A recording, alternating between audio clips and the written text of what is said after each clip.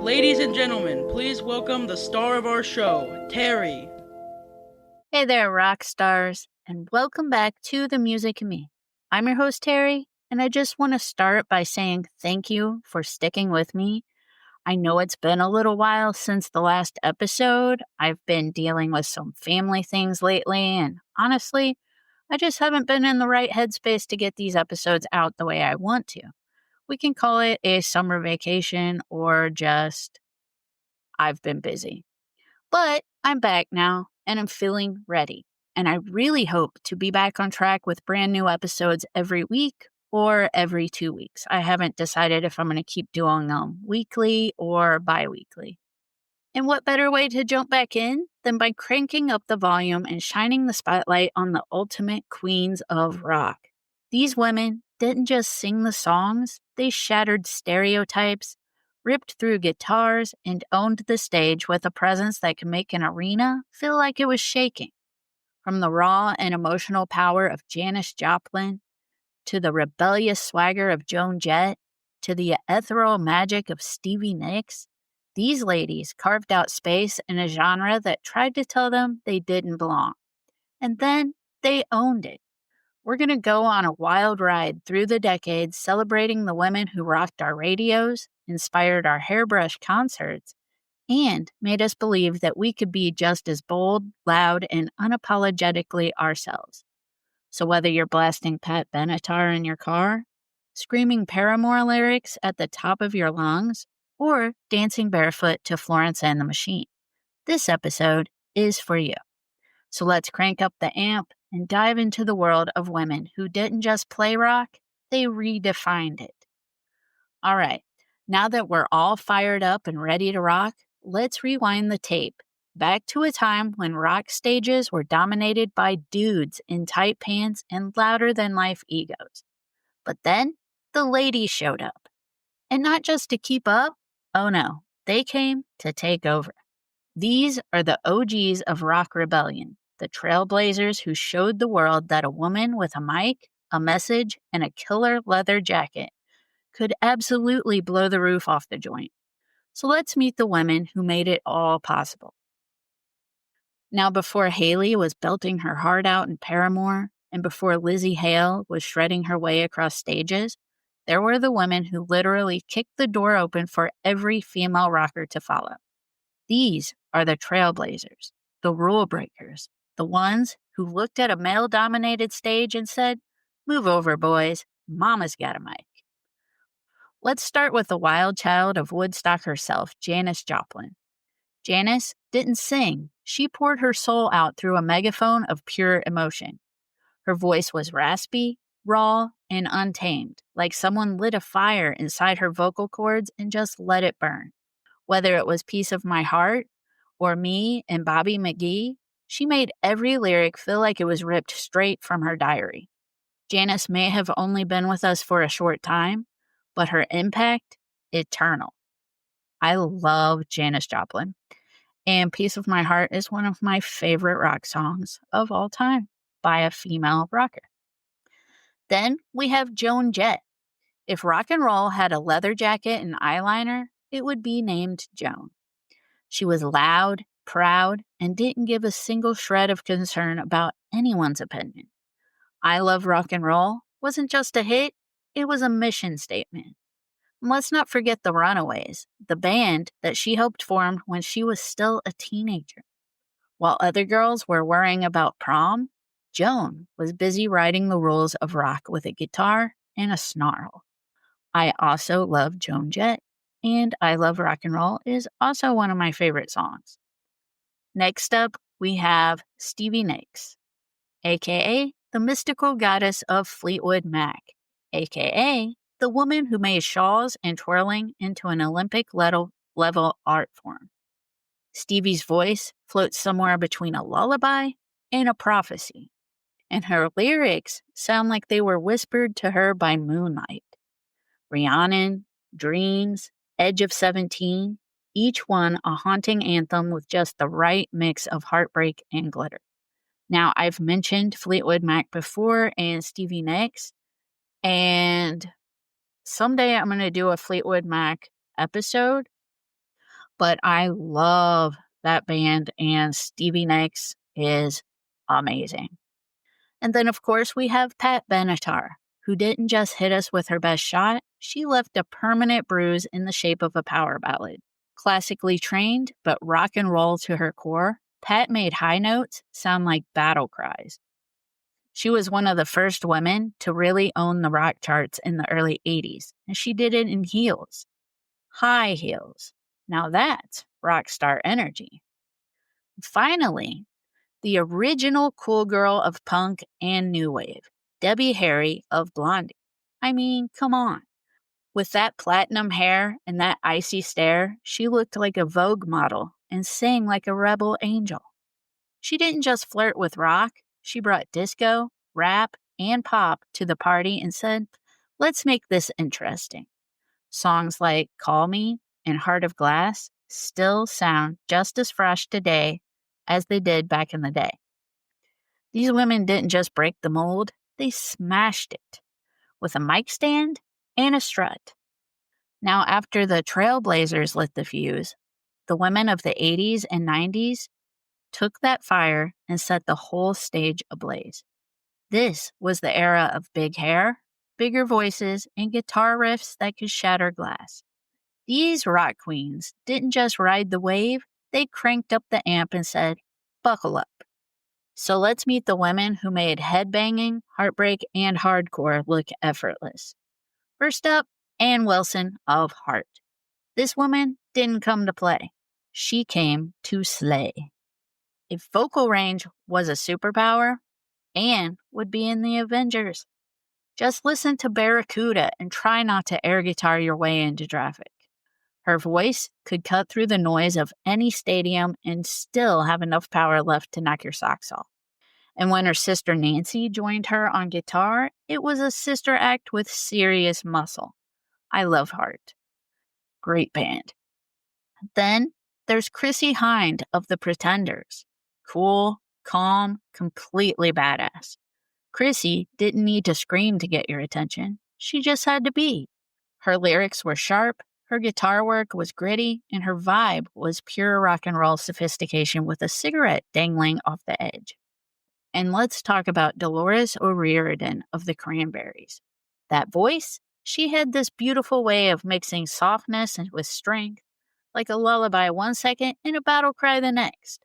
Zombie is the kind of song that grabs you by the heart and doesn't let go. Plus, she made yodeling and alternative rock sound really cool. That's talent.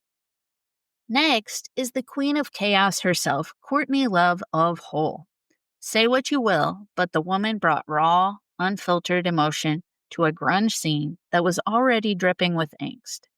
Celebrity Skin and Violet still slap today, and Courtney didn't just lean into the mess, she turned it into an art. A punk rock poet with a glare that could curdle milk. Finally, we have Shirley Manson of Garbage. Cold, calculated, and captivating. She strutted into the alt-rock scene in the 90s like she'd been born under a disco ball wrapped in razor wire. Her voice was part siren song, part dark alley threat, and she delivered every lyric with cool confidence of someone who's definitely seen some stuff. These women weren't just in the rock game, they were boss-level players, adding grit, style, and layers of depth to a genre that had never seen anything quite like them. Up next, the modern-day queens who are still owning the stage, breaking the rules, and proving that rock is very much alive, and very much in the hands of some incredibly fierce women. Now, just in case you thought rock peaked in the 90s, think again. The next generation of women came in swinging with powerhouse vocals, killer stage presence, and enough eyeliner to start a small business. These ladies aren't just keeping rock alive, they're reinventing it. So let's meet the modern-day queens who are proving the genre is still loud, proud, and very much in good hands. But before we do that, here's my interesting fact of the week.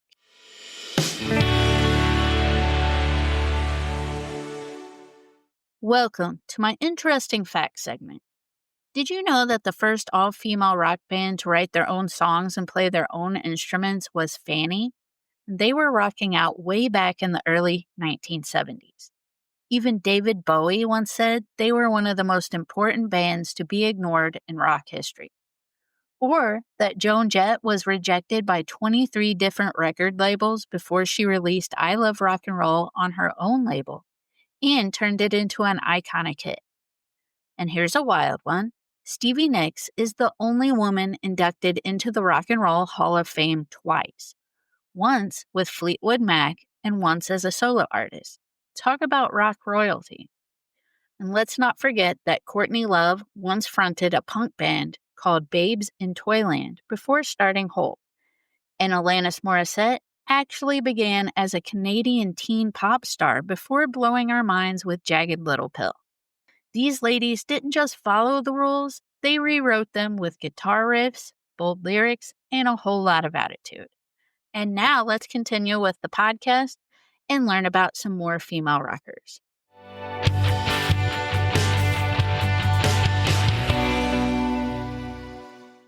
Welcome back, everyone. Now, let's kick things off with a woman who sounds like a gothic angel descending from a haunted cathedral. Amy Lee of Evanescence. I love this band so much. Amy Lee made piano cool in the middle of the nu metal era, and her voice, it could haunt your dreams and your Spotify playlist in the same breath. Songs like Bring Me to Life, which is a great song, I love it so much, and My Immortal, aren't just emotional, they're epic movie trailer level dramatic. And I'm here for every second of it. I love Evanescence, and Bring Me to Life is one of my favorite songs. I know I say that a lot, but I have a lot of favorites. Next up, we have Hayley Williams of Paramore, aka the human energy drink of pop punk. Hayley burst into the scene with orange hair, unmatched vocals, and enough stage presence to make you want to form a band immediately. Misery Business alone gave a generation their fight song, and maybe a slight identity crisis. And the best part? She's still evolving. Hayley's solo work proves she's more than emo anthems. She's a full-on rock force. Now, let's talk about someone who doesn't just sing, she growls, belts, and shreds her way through it. Lizzie Hale of Hailstorm has the vocal range of a banshee with a bluesy twist, and she's just as talented on guitar as she is behind the mic. She brings back the old school edge of hard rock with a new school confidence. Basically, if Pat Benatar and Joan Jett had a musical baby who headbanged out of the womb, it would be Lizzie. And speaking of fierce women with bite, Taylor Momsen of The Pretty Reckless. Yes, she was Cindy Lou Who. And yes, she was on Gossip Girl. But now, she's basically a walking, singing thunderstorm.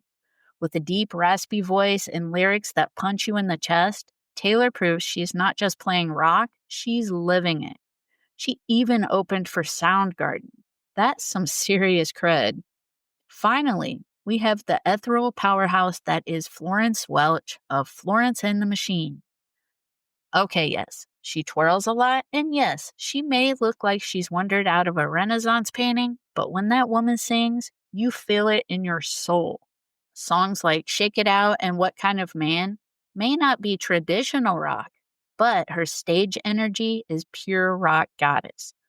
Like if Stevie Nicks and a Shakespearean witch had a jam session under a full moon, it would sound like Florence.